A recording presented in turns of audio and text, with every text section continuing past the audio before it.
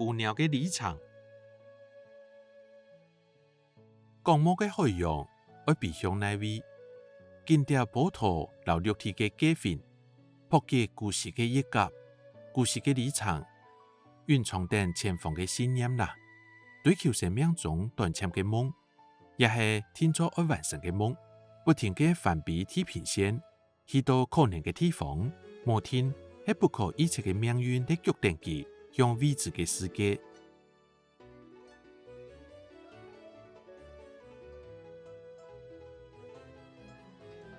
古鳥嘅立場，耶穌是一隻本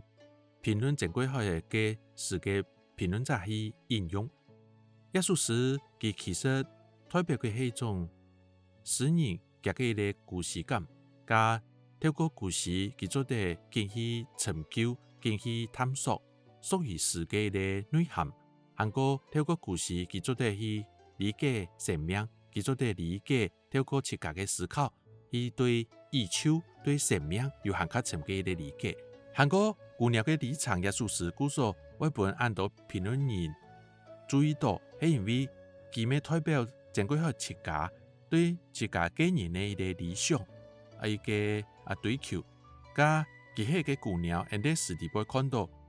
一個古鳥面對嘅係咁翻比嘅地平線，地平線永遠都到嗰啲距離嘅地方，佢冇可能直接去到一個地方。不過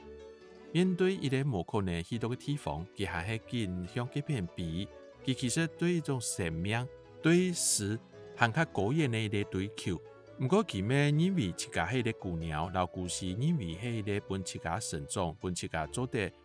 更加確定自家係滿意嘅一個過程。加故所古鳥嘅立場，耶穌是就代表整個個人對一種事、對生命嘅一種更加高遠嘅一個追求。